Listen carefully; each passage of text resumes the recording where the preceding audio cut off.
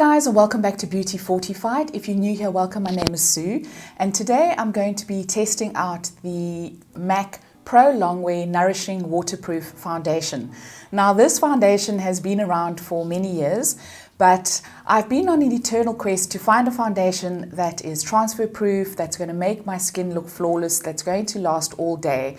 And so I've had my eye on this foundation for a while, and I thought I'd give it a try and see how it compares to other foundations in my daily rotation, specifically the Estee Lauder Double Wear. That's the one that is the most bulletproof out of all the foundations that I use. So I thought I would give this a go. I went in store, I got a sample of the product. I'm going to talk a little bit about the foundation, and then I'm going to put it on for you, and I'm going to wear it throughout the day. I'll come back and I'll let you know how it performed. So a little bit about my skin. I'm 50 years old. I have fine lines, wrinkles, I have enlarged pores and texture. And my skin is, I would say, it's normal combination. So what do they say about this foundation? Well, first of all, it comes in a 30ml squeezy tube packaging, which is really convenient. I love this kind of packaging. It's great for travel. You can throw it around. It's not going to break. You're not going to drop it on the bathroom floor and it's going to shatter into a million pieces. So I'm really quite pleased with the packaging. So let's see what they say about the foundation. I stand corrected. It comes in a 25ml tube. So it's 5 mils short of the regular 30ml, which is interesting. So what do they say about the foundation? I'm just going to refer to my notes. Now, they do make some quite heavy-hitting claims about this foundation. They say it's a tenacious waterproof foundation formula that can be used as a foundation or concealer, wearing for an unprecedented 36 hours. Wow, that's a long time. Neither rain nor tears can budge this oil-free, waterproof, sweat and humidity-resistant foundation. MAC Pro Longwear Nourishing Waterproof Foundation blends seamlessly on the skin with medium to full weightless coverage and a natural satin finish. So it all looks very promising. They say key claims and benefits: waterproof, transfer proof, which is fantastic in terms of wearing a mask, sweat and humidity resistant, long wearing, non-caking, non-settling, non-creasing, non-poring, non-streaking, provides instant and long-term hydration, oil-free, provides stay true color, dermatologist tested, non-acneogenic, ophthalmologist tested. So they do say you can apply it to skin using a sponge or foundation brush and then blend with your fingers. So it does sound like it's a foundation that needs to be quite well blended. So we're going to go on to the application now, and we're going to see how it does. I've prepped my skin. I've got on my sunscreen. Today I'm using my fail-safe Nivea Sun SPF 50. So the sample that I got is in the color NW25. I got a tiny little sample of the product, and the color, it's quite pink.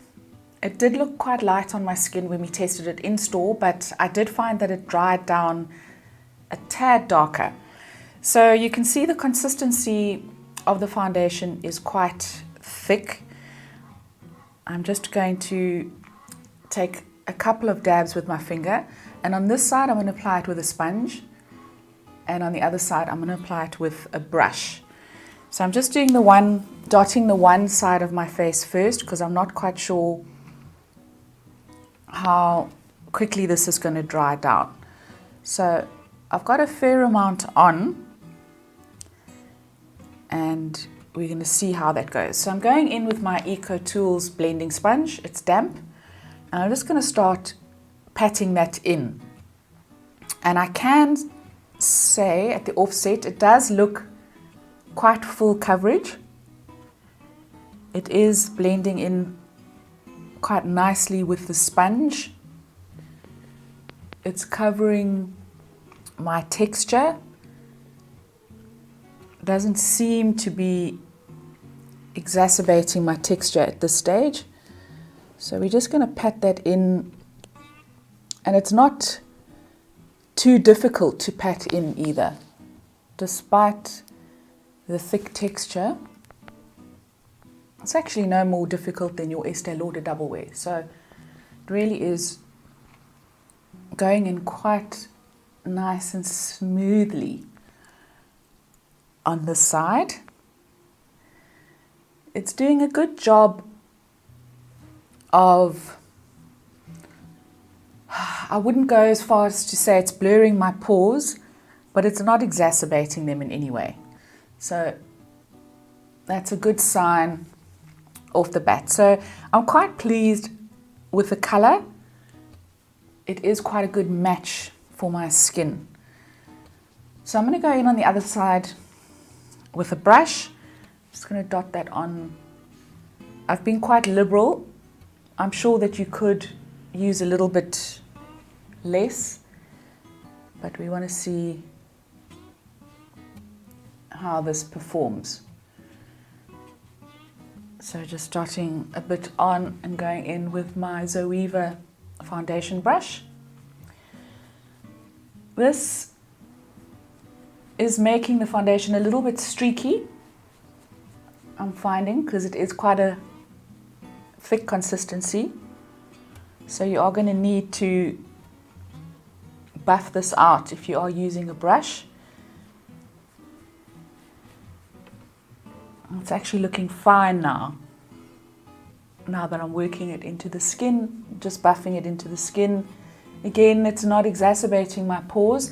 I can't say it's necessarily blurring them, disguising them, but you know, it is only a foundation after all. It's not going to work miracles.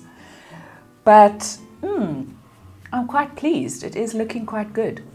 So I just need to make sure that I've buffed it in everywhere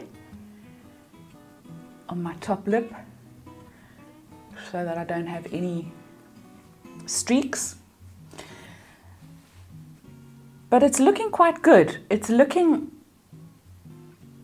probably comparable to my Estee Lauder Double Wear. It really is doing a good job. It's giving me, I would say this is a medium to full coverage.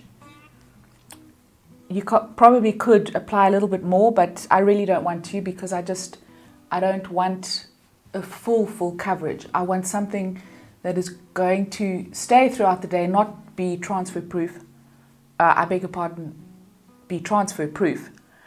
And that's not going to look caked on, because then that defeats the whole object. So we want the skin to be looking like skin.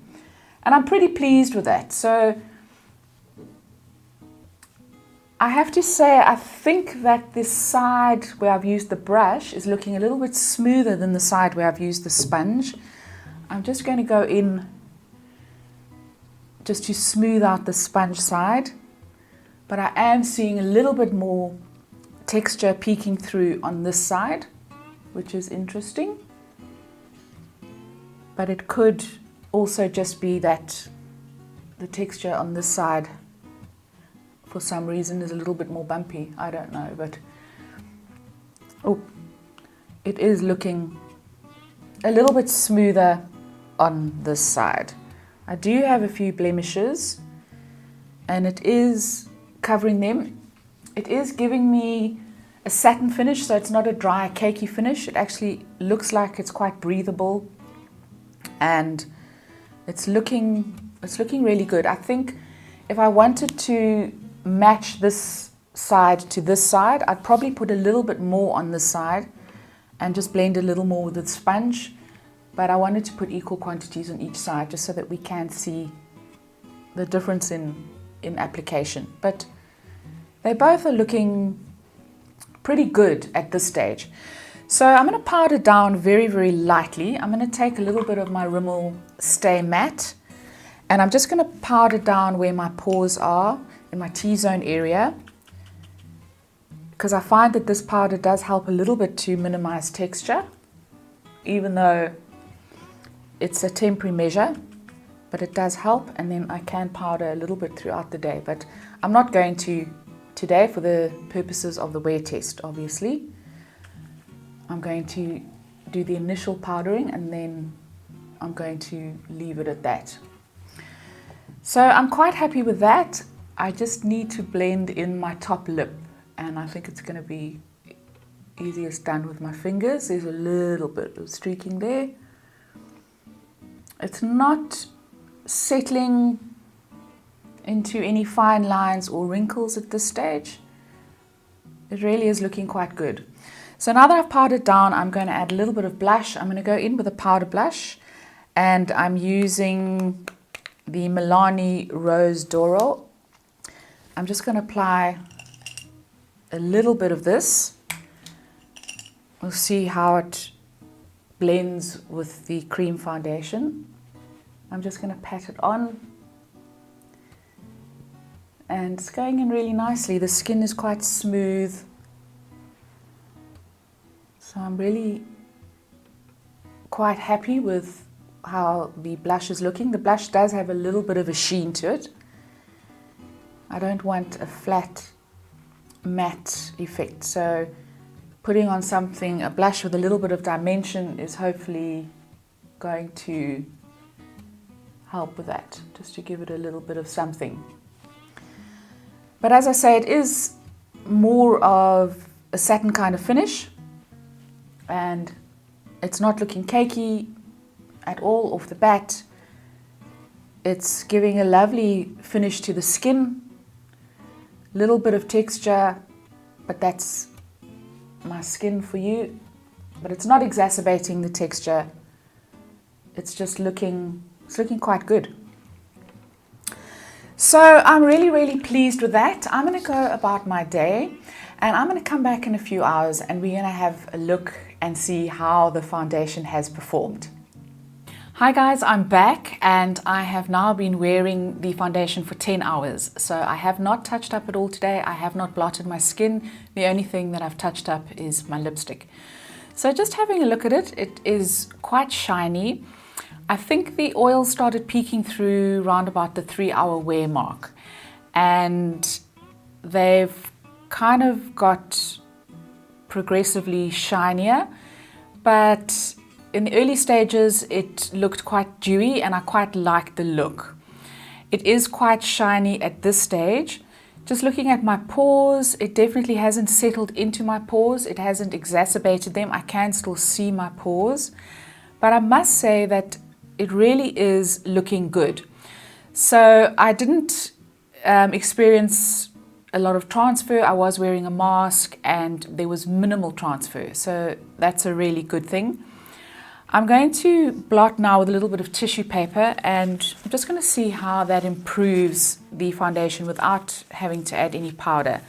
So the really oily areas on my forehead, my nose, my T-zone. So here at the sides of my nose, it is quite oily, and then on my chin. So where the oils have come through, the texture has been exacerbated a little bit, which it would be if I was wearing a dewy foundation. But just with a little bit of blotting, there's not a lot of transfer on the blotting paper. There's a tiny bit, but it's really negligible. It's more oils that have been blotted out. It's not so much the foundation coming through. I was blowing my nose throughout the day, and it came off a little bit on the end of my nose, but that is to be expected. But it's really looking very good. I'm really pleased. Now, they do claim a 36-hour wear. I don't know who would want to wear their foundation for that amount of time, or who would need to. I mean, that's always a big mystery to me. I think the most I probably need to wear my foundation would be a good 10 hours. So that's a good working day. After which, you know, if I'm going out, I don't mind touching it up and that kind of thing. So that's not a big deal, but I do like it to stay put for those 10 hours. I don't like to fuss with it. So I must say it's really looking good. It's quite comparable to my Estee Lauder Double Wear. I do like the color on me.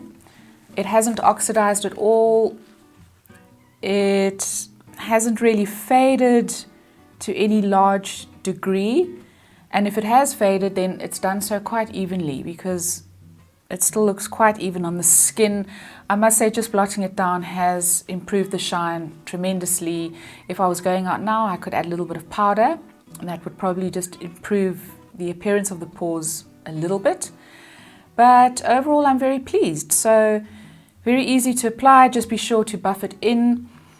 I was thinking about it earlier. I think the side where I applied the foundation with the brush was a tiny bit fuller coverage than with the sponge. So if you do want to shear this out, I would suggest using a sponge. Can't find my sponge here at the moment. Use a blending sponge if you want a slightly more sheer effect. But overall, I think it's held up really, really well. I'm very, very happy.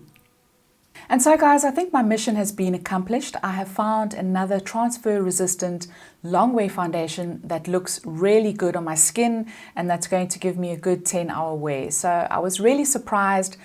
I'm really skeptical about waterproof foundations. I thought that this one would be dry and cakey. I thought I'd have a lot of trouble with it towards the end of the day, but it really has held up and maintained. So really pleased about that. Let me know if you've tried the MAC Pro Longwear waterproof foundation and what your thoughts are. Leave your comment below. I'd love to hear from you. If you enjoyed this video, please give it a thumbs up. Please follow me on Instagram. Don't forget to subscribe, and I will see you next time. Ciao, ciao.